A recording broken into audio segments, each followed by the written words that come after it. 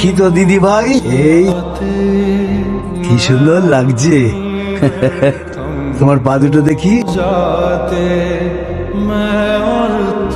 কি সুন্দর লাগছে আমার মাকে।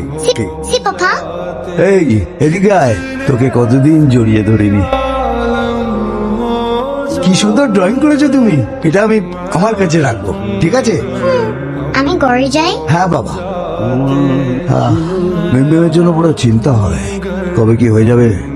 তার আগে যদি ছেলের সংসারটা গুছিয়ে দিতে পারতাম, একটু নিশ্চিন্ত হতাম।